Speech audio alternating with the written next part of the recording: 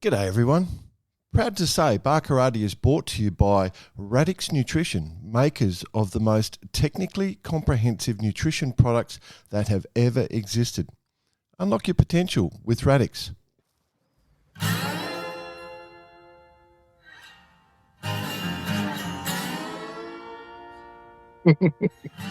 Nice way.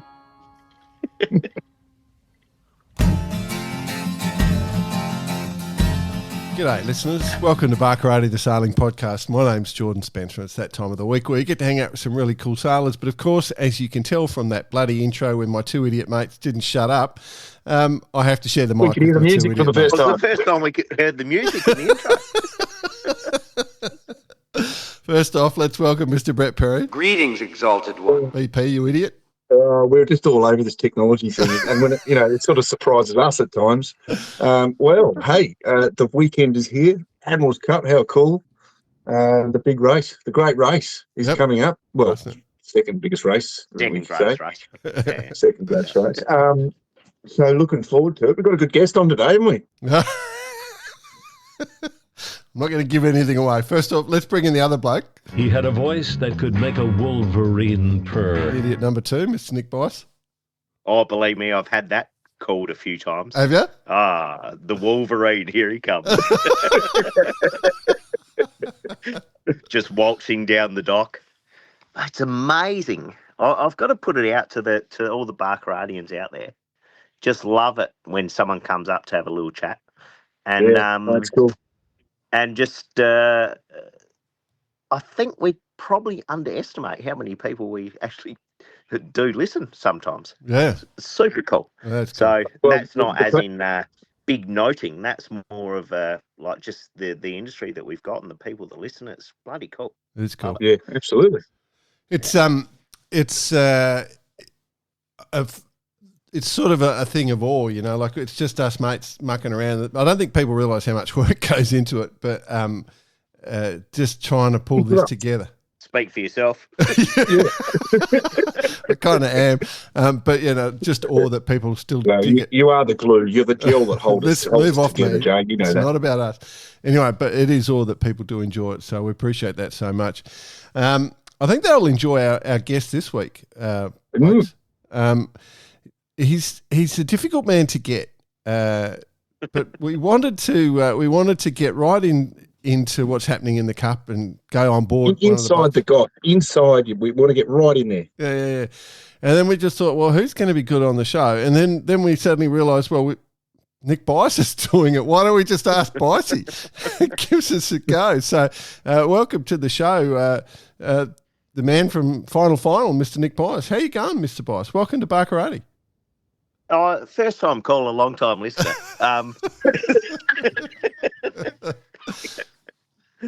You got to admit, so Dicey, you understand that when you do get invited on the show, things didn't really go good. So, actually, welcome does that mean to I'll get the reverse Barkarati. curse? Reverse cursing it, yep. Shit, I tell you, I need it after last week, after the week.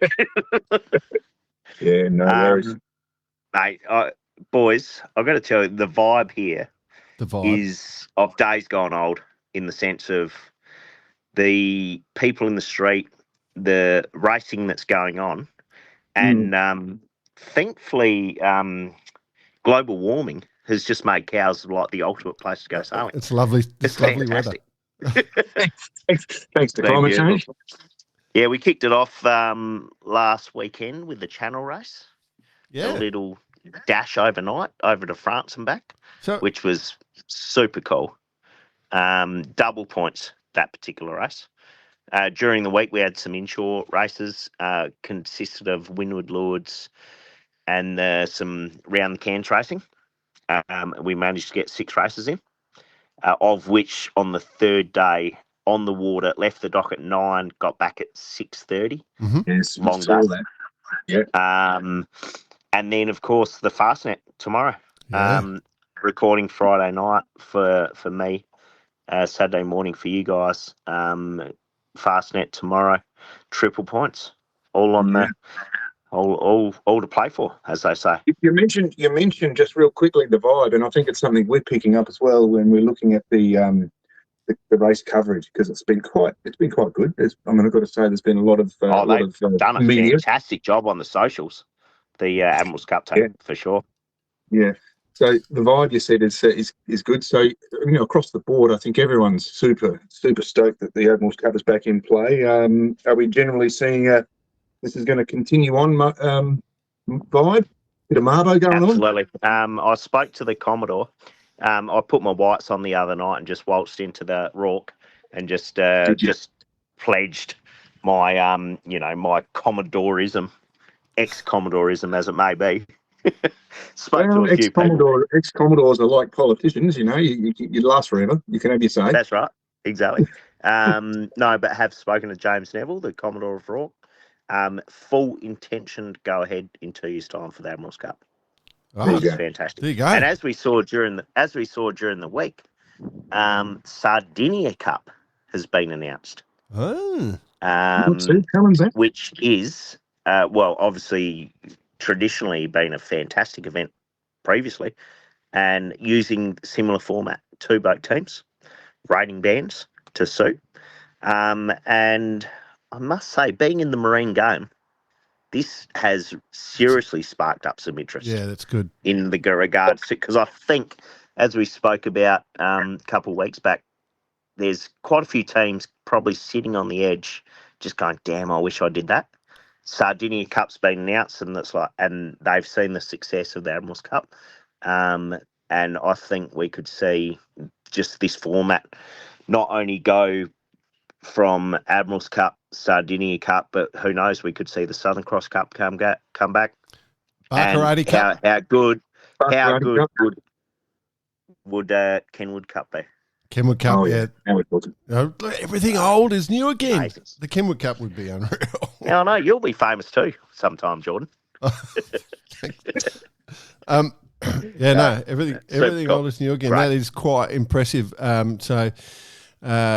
One, the big bombshell. So that's heard first here. It's going again, and it's going to be heard first, 100%. 2 boats again. 2 boat. Yep. 2 boat teams. Yep.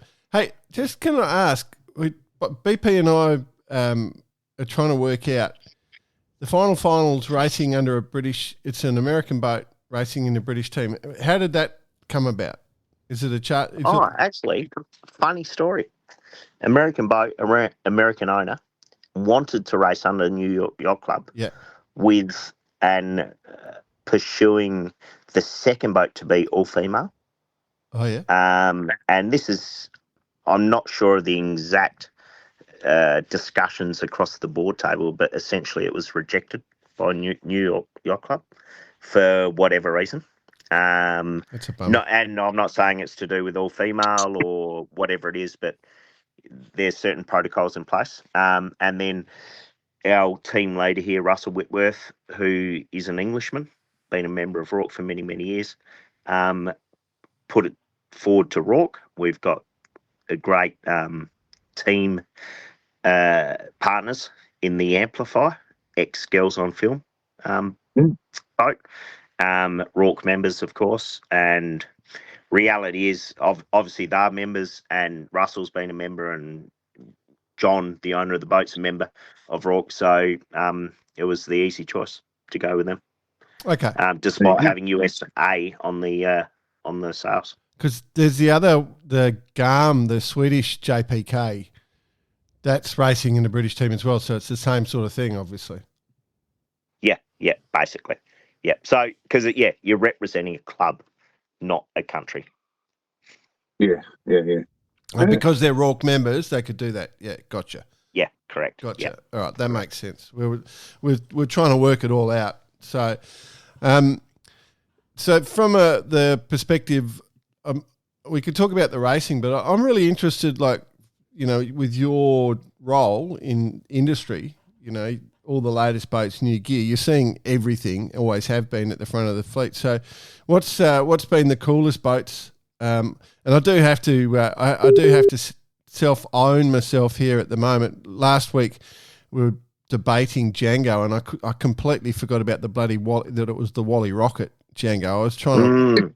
I mean, as if I could forget that. But no, well, that's okay because it was John Spencer on last week. It was John Spencer. Jordan. That's right. Yeah, that's John. A funny story. So John was host last week, and John's really off the pace, and I struggled with it last week. Yeah, I was just walking past the B&G van the other day, and I just hear, "Hey, Bicey, what's Jordan's alter ego again? What's his name?" John? Jason? Because he was thriving last week. So they told me. Was. He was on fire. I couldn't keep up with the intelligence. Oh, I knew the listeners would get bagged me. If we finished, because I don't go back and fix it. If we make mistakes, they're going out there because you've got to be. Yeah, it's anyway. Hey, this is the human element. Mark Karate's the human element. That's right. But yeah, so anyway, I had a shocker last week. And crap. To the guys at B&G, you're 100% right. The alter ego was on. Exactly right. It's a good question. Question. Sorry, what was the question again? About the cool baits. How old is John Spencer? This is difficult being the guest. Yeah, the cool baits. The cool baits. No, super. I mean, the Django is an absolute ripper, the Wally rocket. Probably underestimated in its performance on what it was going to do here. But in saying that, it is the latest design on the water. Yeah. Basically. Yeah. Like it's a Botine, like comes from a solid stable, of course. And then you look at who's on board. I mean, friends of the show, of course, Chris Hoskins, mainsail trimmer. And, you got Guiget on there, you got Vasco Voscotti. I mean, it's a star-studded crew. So you'd not expect them to go well, but they're going to go well. They did get caught out in a jibe mark the other day. That was pretty good footage, that one, where they did get... Oh, that was a solid jibe mark. I tell you what was another solid jibe mark, which the footage you wouldn't have seen, is I rang my kids this morning, and first thing they say, "Hey, Dad, why did you run into Uncle James's boat?" So the final, we had a slight altercation with the caro, let's say. Your kids living the dream. They're completely controlling the Admirals Cup. I love it. Exactly. So we gave them a little push. We had a sticker on the end of our bowsprit, and we really wanted to put it on the transom caro. Reversed, of course. Yeah, of course. So what we're thinking of doing, the new pig snout actually embossing like a final logo. So next time we hit someone on the like transom, it's there like a stand. And then of course we were in the wrong, but we had a ramming speed given we're going the same direction about half a knot, as opposed to the boat coming the opposite way that we had to avoid. That was doing say 10 knots. We're doing 10 knots, a ramming speed of 20 knots. That wouldn't have been so good. No. Yeah, so it was the less of two evils, let's say. But what it was quite the incident. And then of course we all thought up of all the great lines to give to the team afterwards, like, what the hell were you doing hanging around with us anyway? Then we gave them a little boost, and next thing you know, they pulled an absolute ripper on the next beat and won the race. So you're welcome, Caro. You're welcome. Yeah. So we'll go back to the original. One thing we're noticing, sorry, Jake, is how tight it is. I mean, these boats are so highly tuned, and we know that there's a lot of thoroughbred racers there, both in machinery and personnel, and there's no shortage of throwing them around. I mean, it's really cool. I mean, even in the class 2, it's been good. Isn't it? Yeah. I mean, so kind of back to the original question, the Bojess team, slick, super slick. Boats look awesome. They've essentially got 2 boats that look exactly the same. So it's just a full professional look and feel. Same with Team Jolt, for that matter. Jolt 3 and Jolt 6 having a 52 and a fast 40 together. It is the next level. So do you think, Bryce, just looking at the results, especially in class, well, you could say class 1 and class 2, do you think that we'll see in the next one, if it does go ahead, that it's going to be very much pinpointed to these styles of boats? I mean, we're definitely 100%. seeing a TP52 and a fast 40 sort of not favoritism, but that's where the numbers are leading. Do you think that's where it's going to go? And my question off air to Jordan was like obviously the Admirals Cup being such a big thing, but with other events across the board, do you see potentially like the boats like JPK creating a third team because of that sort of creating a broader spectrum of boats, or are they just 100% saying that 2 classes, that's it? 100% 2 classes. My gut feeling is they'll tighten up the lower band, because it's a bit, you've got the likes of Callisto, Bojest, the Jolt 3, for example, the Amplifier, which are super cool fast 40 boats. And then you've got the JPK sailing down wing on wing. Really? Which is a bit unusual. Yeah, it's good VMG. Put it that way. Obviously. But, we are in 2025. Yeah. So I wouldn't be surprised that they up the rating band at the lower end for the smaller boats. Yep. But I could almost see a bit of heat on the 40s. I think the 40s are going to come back, and they're so cool. Super cool boats. I mean, the Callisto, there's footage came out during the week, triple-headed twin rudders. I mean, you've got the most talented yachties in the world, Moose, Dean Barker, Daggy, all those guys on board. Beach is just phenomenal, right? So, and they're genuinely excited about sailing this 40-footer. Don't know how excited they are going to Fastnet. We talked about that off air also. Some of these, unbelievable. Some of these boats offshore are going to be a bit of a nightmare, and we even said, Django for that matter. There was a bit of a look around on that boat during that footage during the Yeah. channel race, basically underwater on that run downwind.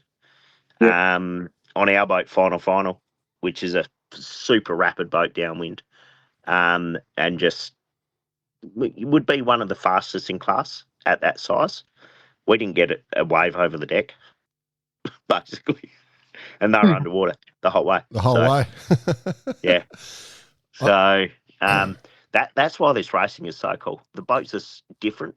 The ratings are, not far off each other, and they all have certain points of sale where they're either super quick or a bit of a dog. I think as industry people, we all sort of make a little bit of a career out of this industry. It's good to see. It's good to see because it is, as you said, reinvigorating it all. It'll be great to see how it pans out over the coming years and see what happens. Really, I think I saw a statement actually from Sue Ellen, interviewed Dean Barker on Live Sail Die, and the exact statement was, "This is real sailing. This is what it's all." Yeah. And that's why we were all so fired up. There would not be one person in the street that would challenge that comment. That's why we were all so fired up leading into this, because we remember it, like the offshore, the inshore boats, like it's all, one of the weaknesses for Australia, for example, is we don't get an America's Cup team up anymore because the owners just want to race their own boats. Well, this is where they get to shine in the Admirals Cup, so the owners get to throw the money at their boat and go for it. So I did that Callisto, which is the little GP42. I did, when you talk about that footage, Bice, I did send it to my brother during the week and saying, this is what I want my cruising boat to look like. This is how I want to cruise. Mate, your head wouldn't fit down the hatch for starters. Speaking of the Aussies, though, quick shout out to obviously the Zen guys. Sean, caught up with Sean today, Langman. Challenging week. He admits to himself, to all of us. But I mean, that's, again, super cool crew. They love the regatta, the whole thing that's going on. And the Zen guys, they had an absolute blinder yesterday. Yeah. We gave Zen the reverse curse. 6, 1 and 3. Yeah. I hope he hasn't pulled that too early. Yeah. Well, I hope he has. So, yeah. Langman's obviously used up his reverse curse. That's the issue. He's already used it up. So Did he ever actually use it? Yeah, he used it up in the Maluka. In the Maluka, when yeah. they took 7 days to do the Fastnet 2 years ago. All right. So that's the tech covered. So, yeah, no, if you... No. There's still a few others, actually, just to mention. Go on. Go on. The Black Pearl, a 54. Yep. Super cool. The teasing machine. I mean, all the top-end boats. And then you've got the Germans who have this cold-moulded, fully varnished 47, 48-footer. Looks amazing. And then, of course, another friend of the show, Johnny Portman, on his Curve 46, just come through with a fucking glamour. Yeah, what's going on there? So Johnny and his disciples, his students, his disciples, the round table, the Knights of the Round Table. He's with his little Uden sailing school. Yeah, he's just built this team. They sail the boats super well, and they getting the results. So that's fantastic, incredible. Like we're looking at it, going, it's a Curve 46, and then he's sailing. Like as you said, it's all these young up and comers, but the youth of today, they've got it at the moment. They're on fire. Yeah, absolutely. So, and then I mean, yeah, I can't say enough about it. Fantastic. Yeah, hasn't even rained. What? Careful. Oh, shit. Be very, very careful. All right. Well, what about we'll talk about the racing sort of last, but in the build-up. So, what about the Fastnet? Obviously, you get a day off. Like the Fastnet's a big event. People take weeks to build up for it, right? But you're here in the middle of the Cup, focused on Channel race, focused on the inshore race, and then you've got 1 day turnaround, and you're obviously there to work as well. So you would have been out trying to sell masts, like how do you get your head switched onto the Fastnet after selling three masts today? I was just commenting to one of my playing partners, one Jan Decker, just saying, actually, I'm pretty relaxed going into this race in the sense that you've got so much other shit to concentrate on. Like you say, you've done the Channel race, you've done the inshore stuff. We switched the boat around today, put the offshore kit on it, all that sort of stuff, and then we're just off on another race. So, as opposed to that lead up, you're in a groove. You're in a groove, is what you're saying. When you're on shore, and admittedly, the weather and the outlook makes it pretty relaxing as well. It's not that bad, is it? So, I mean, what do we got? 15 to 20, basically, west, northwest. So you're going uphill on the way out, go around the rock, and it sort of lightens off a fraction. But basically, it's the same weather all race. It's likely, isn't it? Pretty much. I mean, the biggest kind of thing you've got to think about when it comes to the weather is, do I need waterproof socks with my Crocs? Or just Crocs? Well, it's not going to be simple. Have you got 10 Crocs or what? Definitely a no boats race for us. So, but no, back to getting into it. It's kind of taken off that pre-race jitters that you would normally get coming into a Hobart or something like that, where you're kind of stuck on the dock and have way too much time to think about it. Yeah, it's the waiting. Exactly. Yeah. Well, one of the other interesting things about the Fastnet is all the different wave starts. Yes. So were you guys middle of the fleet, I think, isn't it? No, so we're fifth start. Something like that, yeah. Yep. So I think it's the old teams, the old Mockers, Class 40s, IRC 0, then AC 1, which is Admirals Cup 1, which is us, then AC 2, and then basically the other million boats that are going to compete. I thought all the Admirals Cup boats started together.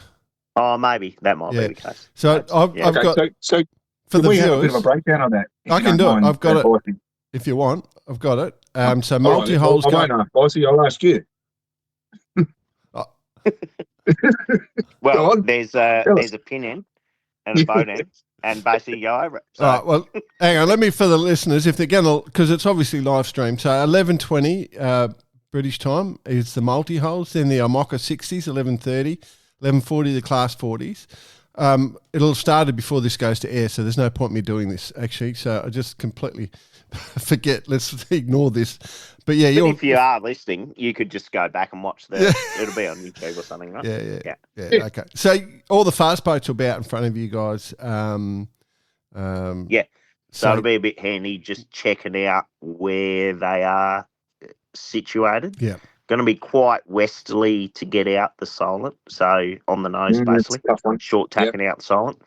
Yep. And the most breeze we're going to see is probably at the Needles. Maybe up to 20. So, and then... Never fun there. And then it's basically a bit of upwind action and then potentially crack sheets with the northerly, the wind going right to get to Land's End and then upwind to the right. So my comment there a second ago, Jay, was based on looking at how they with the results. So obviously the Admirals Cup can overall win a Fastnet race. And there's going to be divisional winners, and then there's obviously going to be the Admirals Cup winners. So it's going to be races within races, right? That's right. And as a wise man once said to me, you can't win the Fastnet race at the start line, but you can definitely lose it. Yes. Yes, and we've also got something that's the media trading there, my friends. Yeah. Yes, and there's also something else to add into this race, and that is the tidal flow coming into the finish, which could make or break a lot of races. Yeah. That is a big one. So currently, and at the time of listening, we would be essentially probably at the Rock by then. We're looking at probably a 3-day routing at the moment. Yep. So actually not only makes it good from a tidal point of view, but also makes it extremely good from a lunching point of view when we ride. And that's basically what this campaign is built on. Yeah. Lunch and a little bit of rosé every now and then. Love it. Okay, so let's look at let's just focus on the Admirals Cup for the Admirals Cup fleet in this race. Who are you looking at? Obviously, there's going to be a bunch of boats in the 4. Now that we've sort of seen what performance levels there are. I'd like to think I'm going to see the Caro jump. They've haven't had the best inshore series, which is unusual for that boat. But they're super strong offshore. They're going to go well. The Kiwis are going to go well for sure. The fact that it's a lighter air, so the Bogest team, the 52 they'll perform. Like these boats are super rapid upwind, unbelievable. But whether if it's on the lighter side of things, maybe the 40 won't perform as well as what it does in the heavier breeze because it's really tuned for, and it's an unbelievable boat. But tuned probably more for the heavier breezes. The Jolt, unstoppable, unbelievable actually. Like for a pretty old boat, what they've done to that on the 50, both the 50 and the 40s, like they're quite old, old boats, but they've obviously done well with the inshore stuff, and given it's quite a light wind forecast, I think that they're going to be hard to beat in those guys. As for us, the Red Bandit, they won't go very well. That's cruel. That's cruel. Jab. I'm going to speak about the Red Bandits in a minute. We're going to find Django, if it's light. Yep, Django, I think, will be... They're either going to blow it out the water or be at the back of the fleet. Right. That was my prediction. The thing is, I've never seen them at the back of the fleet yet. Yeah. So, super tight. So, that's good. And then, of course, they got the JPK, just a rating machine. There's probably going to be quite a bit of light air for the smaller boats. So that's going to could be the difference for them, especially because it's quite a bit slower, the JPK. Yes. And then as for us, the final, I mean, we're, like, as I said, one of the quickest downwind in this fleet. So we just need to hold on to them upwind to the rock, and then we can let loose downwind. With your routing and stuff, like how much time are you going upwind and how much time are you going downwind? Have you worked that out? Basically, so let's call it a 72-hour race. Yeah. And we're kind of 40 plus hours upwind, a bit more. Yeah. And then that downwind element. So you want to be super rapid downhill. Just send it. Yeah. But, I mean, you'll be smiling the largest, obviously, as you send the thing. So. Well, he'll just be thinking about lunch. I was thinking of strapping my phone to my chest and going live, Barkarati live. Well, we go on to it. While you were in that little briefing of yours, while we were waiting for you, we did debate whether we would actually be able to, BP and I do a little update on Monday night and we give you a call. Oh, that's a good idea. We just give you a call. Fantastic. How'd that be received? 100%. No, all good. Massive Barkaratians on the boat, including John, the owner. That'll be awesome. Let's do it. We'll give it a go. Yeah, let's give that a crack. Yeah. It sounds like fun. Yeah. Because you'll be going downhill. So because as you said, we'll publish Sunday. It'll be going down. You'll be around the rock about then. So if we come in Monday, probably do it Monday morning our time. Sunday like night, your Monday morning, our Sunday night or something. Yeah, exactly. That could actually be funny. Yeah, we'll give it a go. It's BP sort of alluded to it just before. There is this amazing battle, between the teams in terms of tightness. If you're going through the AC Class 51, your top three are 18 points, 19 points, and 19 points. So that's Django, Jolt, and Bo Jest. And then if you go into the Class 2, you've got Callisto on 17 and Bo Ideal on 17. So there's a really tight battle going on there. Super cool. Super cool. And those teams, obviously, the Hong Kong Yacht Club out in front at the moment, in front of the Monaco Yacht Club. We can't quite work out how the drops work for the whole team thing. BP and I are trying to work that one out. I don't think we've got that work. I think you're allowed one drop in the inshore series, but you cannot drop the channel. Yeah, but if you look at Fastnet, if you look at the results that are on the board, like there's drops for some of the teams and no drops for some of the other teams. In the cumulative scores, yeah, we can't quite work that out. So we're not quite sure. Yeah. We're not smart enough. I'm that deep into it. Yeah, no, we're not expecting you to either. But anyway, those sort of front boats will be really, really focused, I would suspect. And whether they sort of focus on each other or they're just going to race the boat. I mean, they're all top boats. They know exactly. I mean, for example, the Callisto, the minute you crack sheets on that thing, she's going to be out the door, gone. Completely gone. The twin rudder, it'll smoke these other way. If it's VMG upwind, I think you'll find the Jolt and the Bo Jest will probably be at the top end of the fleet. VMG downwind, the same again, but the minute it starts hardening up, the Callisto will be launched, 100%. How good are those little GP42s, hey? Like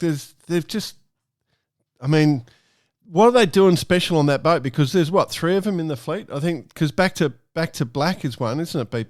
We worked that out, BP, Back to Black. Yep. And then there's a German one as well, I think, which hasn't been modified. Correct. The Callisto definitely is more, let's call it, in the fast 40 type era. Yeah. In flush deck, all those sorts of things. Yeah. Whereas the Back to Black and the German one is... Back to Black is actually, to Sean's credit, it's been updated nicely. And then the German one, I think they're probably era up to 2010 maybe. Yep. And then you had the fast 40s come out, of course. So are you taking notes for Mr. One? Is Mr. Kalen Howard asking you to take any notes on anything? Oh, no, we're doing the Admirals Cup. Oh, would you? Yeah. Why not? Why not? 100%. Oh, I love it. Love it.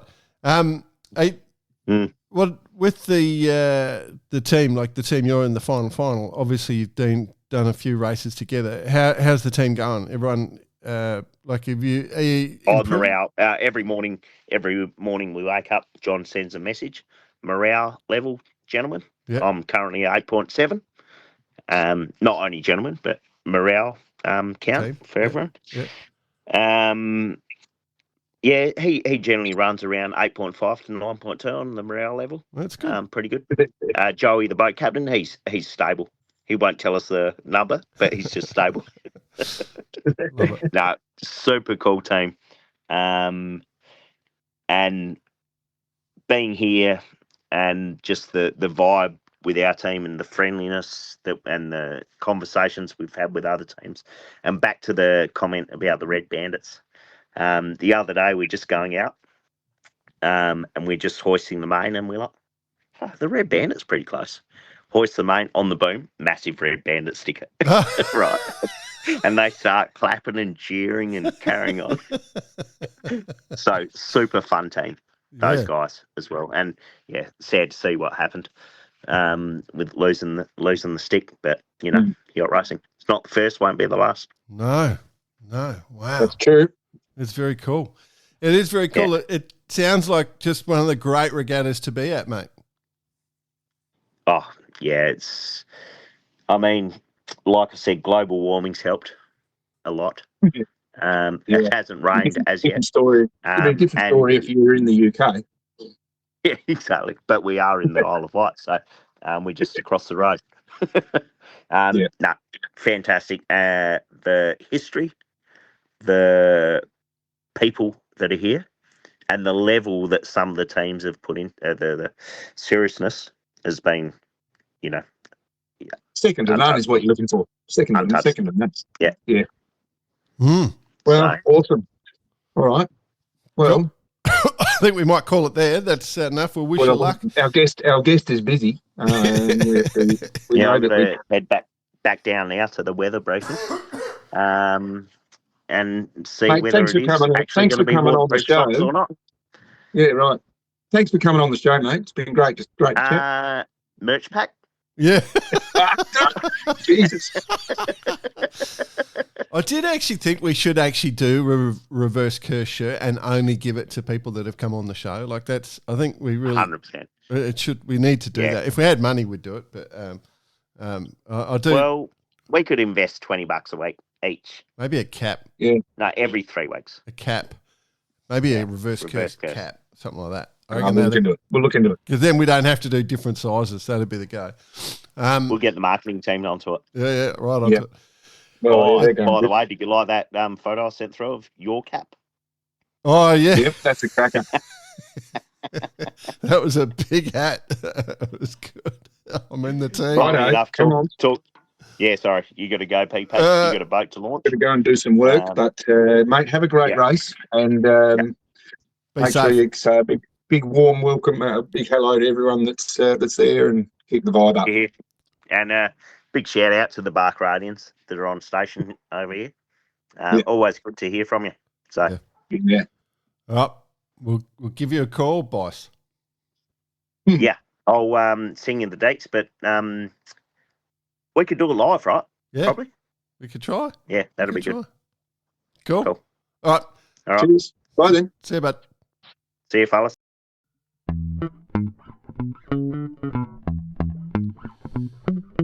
Well, listeners, we've put Bicey to sea. We've watched the race start, so we had that good chat. Now we've actually waited till the race has started. And did you catch, BP, did you get to catch the race start? I did. I got home from my very busy day yesterday, obviously after we recorded yesterday, and got home, literally sat down and thought, I'll just see what's happening in the Admiral Cup and see if it's on. And we turned it on, and it was 58 seconds to go to the start of the first to the old teams. So timing was perfect. You must have switched on the exact second I did too, mate. I just switched on, and it was just under 1 minute to go. That was hilarious.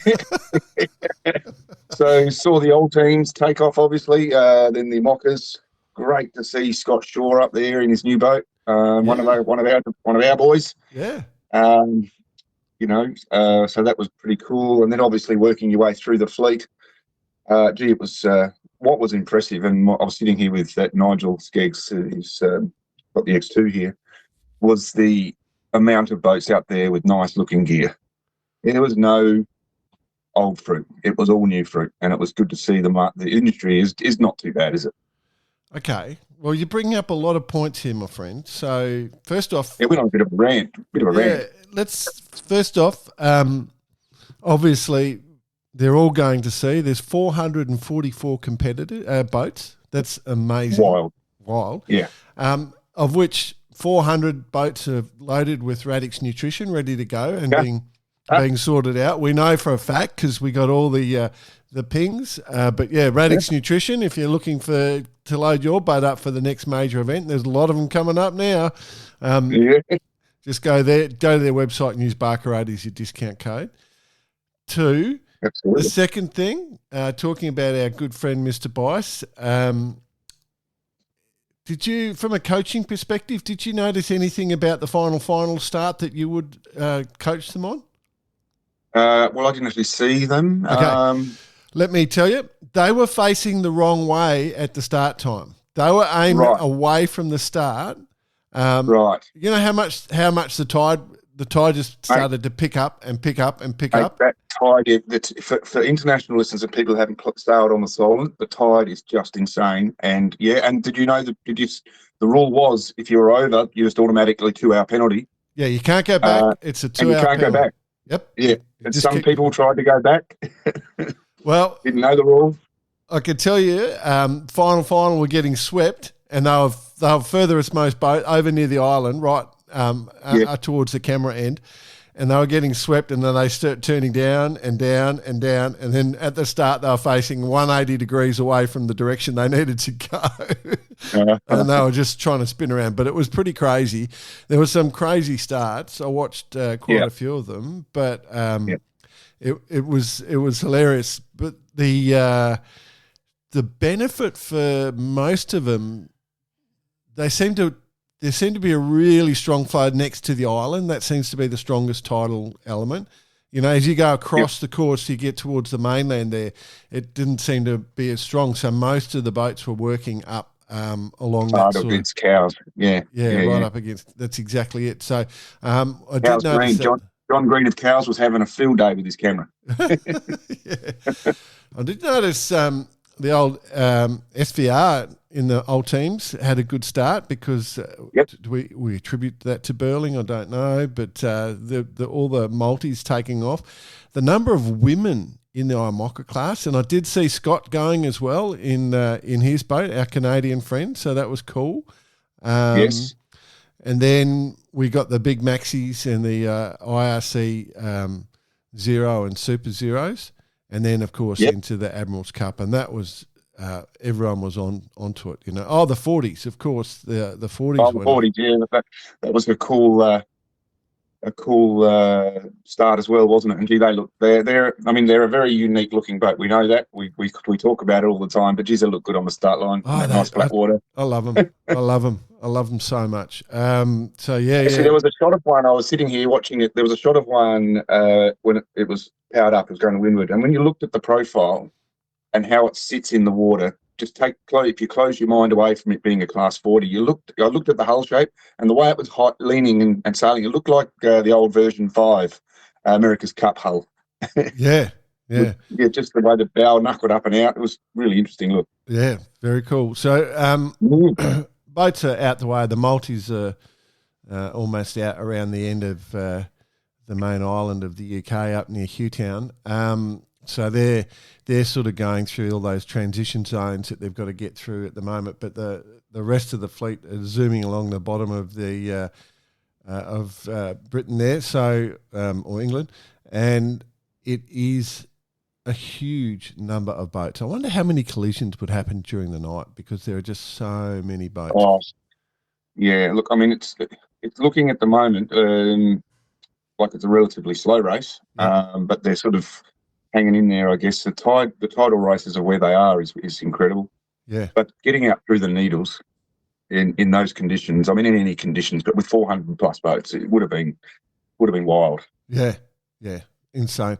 Anyway, if we have a look, we've got, I think Bicey's put up a little post just before the start from the final saying 2 idiot mates are going to go live at some stage, and we sort of debated that earlier in the show. I think we'll probably revisit it in about 24 hours' time, just see where things stand, and try and cross live on board to the boats just to see how they're going.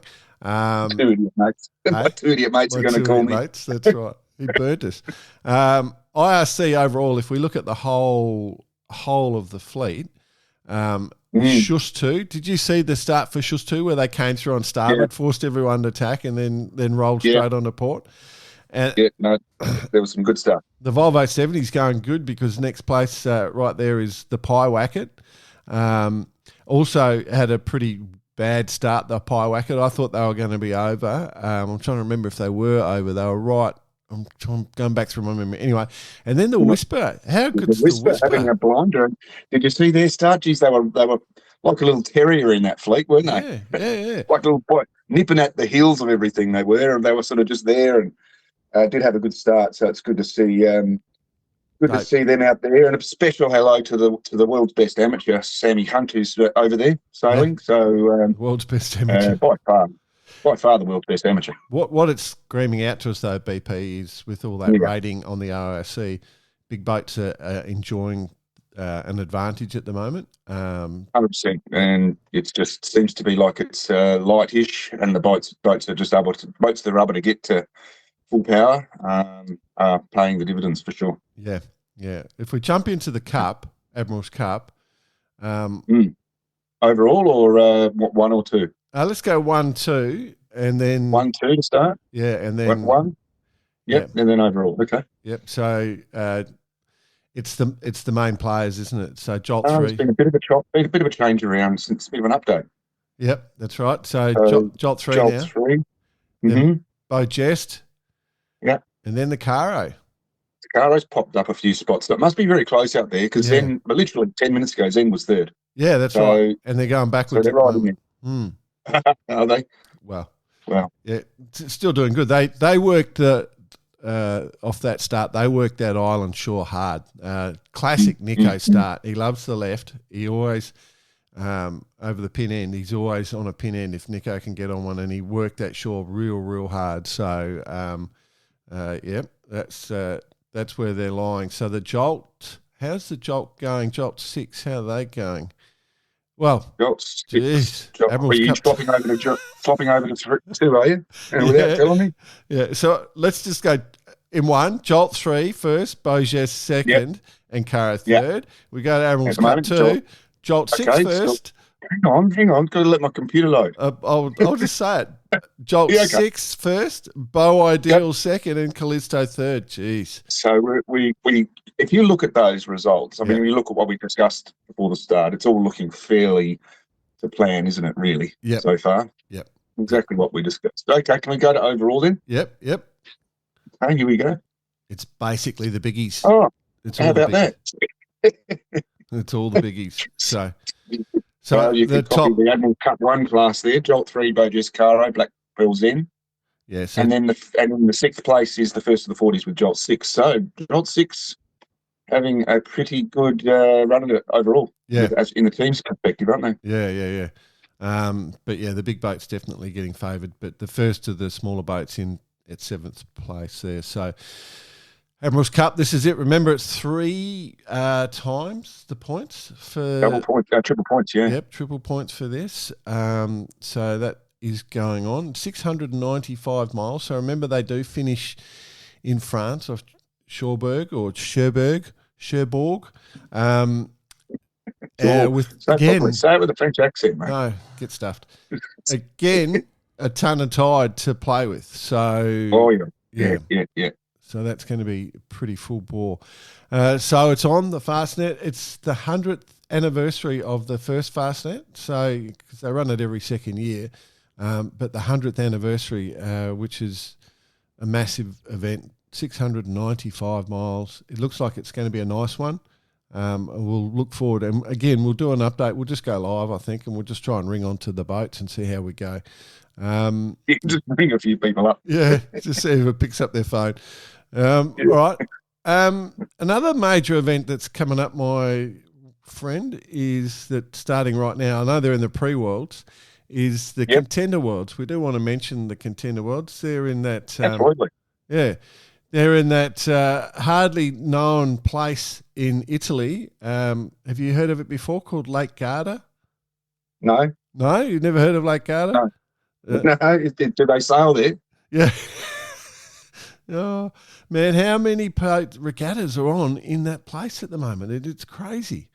It's absolutely crazy. But I just wanted to highlight that they're going to be on there. So the pre-worlds go till basically today as we publish, and then this next week is the world. So I think I was just trying to watch some of the pre-world stuff before, and it didn't look like it was going too well from a wind condition. But the Aussies are pretty strong. 26 entries coming from Australia. Yeah, huge.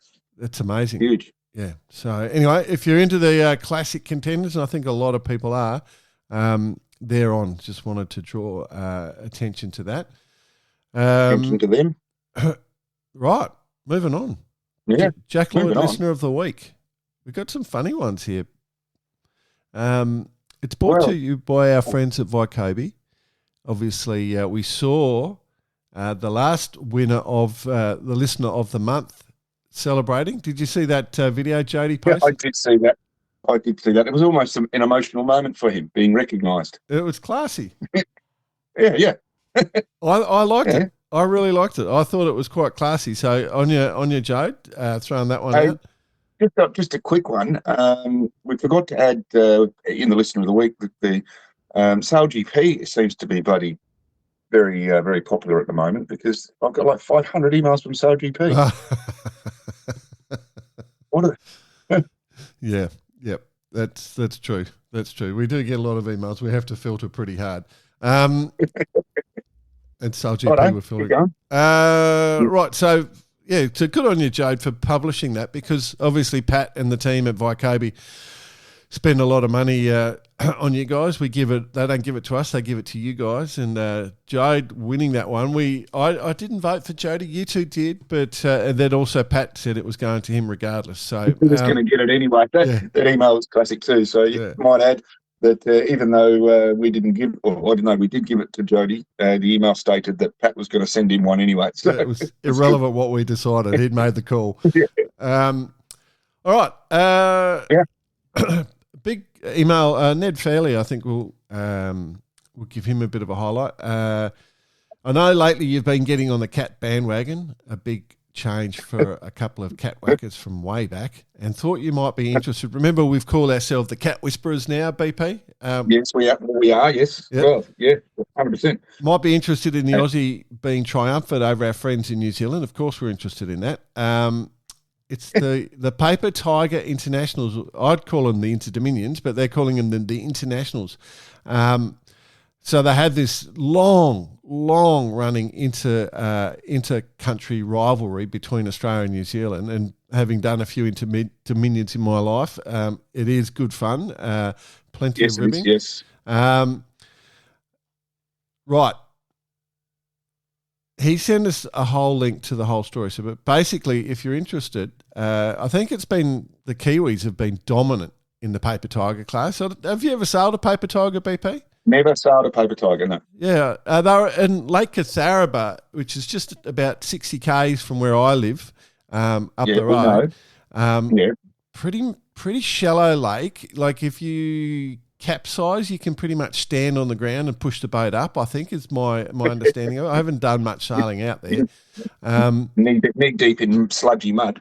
Yeah, I don't know. I think it's pretty sandy. It's Noosa. It's up near Noosa, so it's a beautiful part of the world. But I think it was the 34th running of the series, and they had 16 New Zealand boats come across. Fantastic effort. And they have been the team title champions for, I think, since 2013. So they've won it 5 times in a row. So for the Aussies to get the win is a big deal. And not that we're being biased, but congratulations, Aussies, about time. It's good to see the Kiwis going down. They've been pretty dominant lately, so just wanted to highlight that. They are being dominant. So. You've got one you want to mention, BP? I have actually, a bloody classic. You know how we're sort of banging on about making boats homemade and stuff? Yeah. Well, we got an email from Chris Garterman, and I was assuming it's his daughter or whatever. It might be just a picture that he's found. But anyway, young lady in the sitting room decided to make a what looks like an Optimist out of a cardboard box with a little sail, a little gaff rig, and an outdoor gardening shovel as a tiller. It's a fantastic effort. It is cool. Like, I mean, as a father seeing that, or a parent seeing that, your kid making up a little sailing boat in the lounge room and pretending to sail. I love it. Oh, yeah. Man, you'd be so happy, wouldn't you? So happy. It could be even funny if she turns around, she's got a patch on one eye.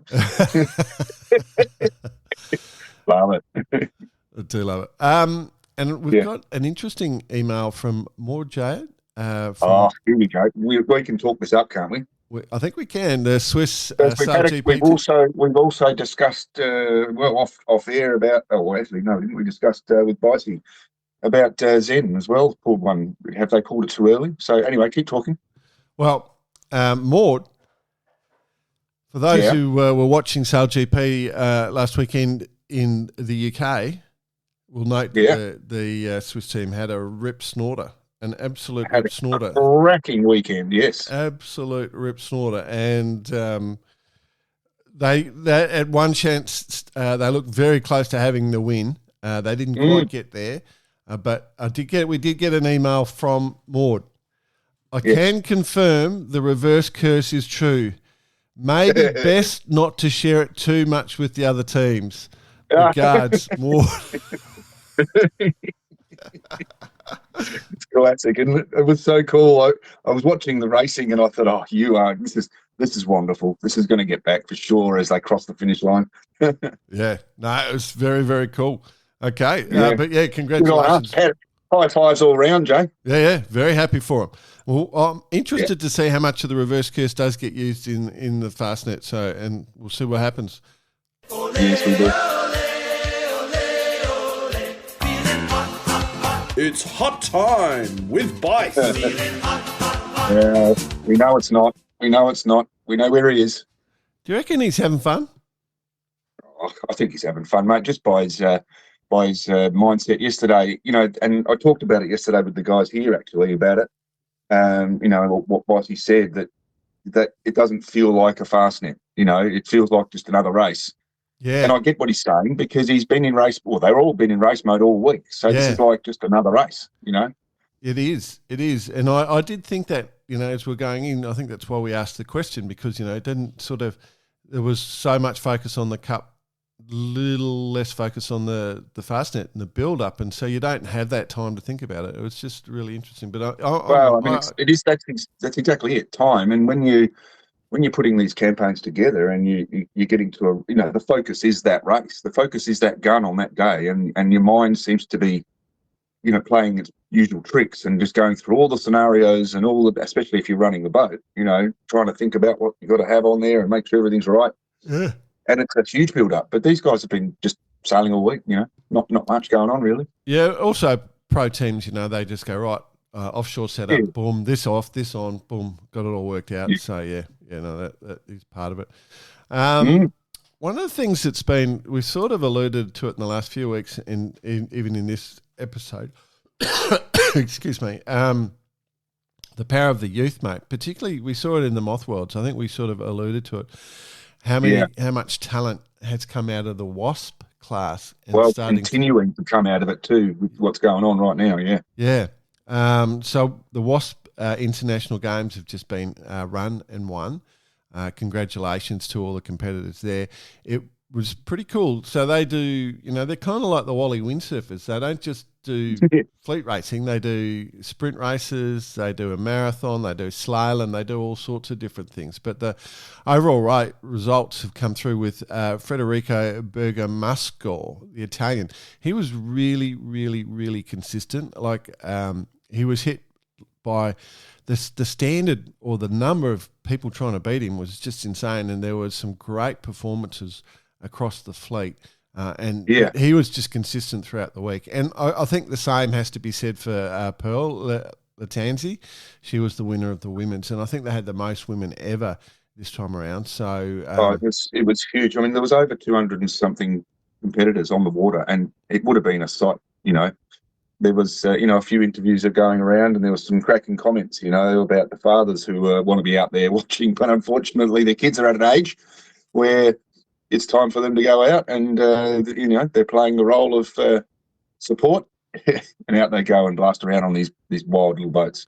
Well, the thing that really struck me is if you go and watch any of the footage and stuff, the level of the comfort they have on the boats, the balance, and it's like the old windsurfer days when we were wave sailing and stuff. You just got so comfortable on the board, and moving around, and they have that sort of feel. They it's almost like that old windsurfer days where we're just that just balance and understanding. They spend so much time on these things, so it's really good to see. It's going to be a massive game changer. Yeah. Cool. Good luck. Congratulations to all those competitors. Another event that is underway, we got started. I don't know if you managed to catch the start of that. The Sydney to Gold Coast start. Did you see that yesterday, bud? No, I did not. Sorry, I obviously know. Big day yesterday. Our good friend of the show, Lisa Damanen. Sorry, I always say it wrong, Lisa. I apologise. She knows. She gets grumpy with me. That's okay, John. Yeah.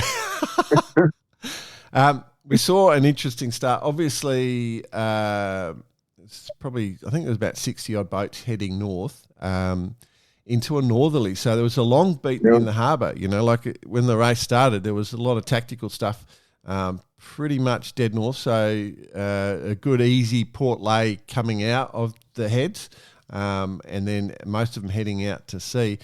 The boat that sort of took off best, I guess, at the start was Moneypenny. The 52s came out nice. Moneypenny came out nice, and Bacchanal. The little JPK 1180. The 1180, yes. Yeah, they were well placed heading on out. Wild Thing. I think everyone knows that Wild Thing's got in a new, bigger rig. They got the old rig off Wild Oats. He's a beauty, isn't he, mate? Well, we know why. I mean, he just couldn't deal with it anymore, could he? The pressure of being so close to the shitterall. Yeah. But the problem for that boat is it runs a lot of water ballast. He's set up with plenty of water ballast, and so they couldn't use that going out of the heads up the harbour. But also, I think he's still got the old keel from the 80-footer, is my understanding. It's still the original 80-footer keel. So she was very tender because he had a reef in. Most of the main was backwinded most of the time.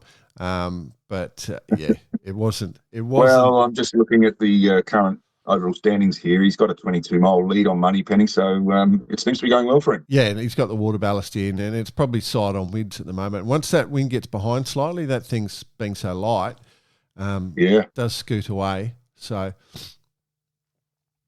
you got a leader on IRC at all? So Moneypenny currently leading IRC overall. Cool. And the other thing I wanted to discuss, BP, and I'm interested, knowing you don't like to take controversial positions, my friend. No. There's been a lot of chat about the penalty the Aussies got at SailGP. Yeah, big one, isn't it? It is a big one. Have you seen anything on that? I did saw a thing on the book face that came through, which was very interesting. It had the computer analysis of what Craig Mitchell was looking at. Yeah. And there is an element there which suggests that he's right, and I guess he's standing by his decision. And I'm not a professional umpire, and I don't intend to even comment on it. But it was what he was saying was all there. So it was pretty brutal, wasn't it? It was. The only thing that gets to me, I agree. Like I saw the umpire position. It was a brutal call. The thing that gets to me is that the Aussies went in, and Craig's point is they were too slow to do it. They did everything right, but they were just a fraction too slow. The Aussies went down, dropped their foil, and to roll into a jibe, right? Yep. The Pommy team didn't even bother putting their foil down. They just kept going. Yeah. And so I wonder whether... Well, there was a comment just a little bit before that, before the board went down, that there was a little bit of hunting going on from the Australians, where they actually went into overlap mode and started making sure that Great Britain couldn't jibe.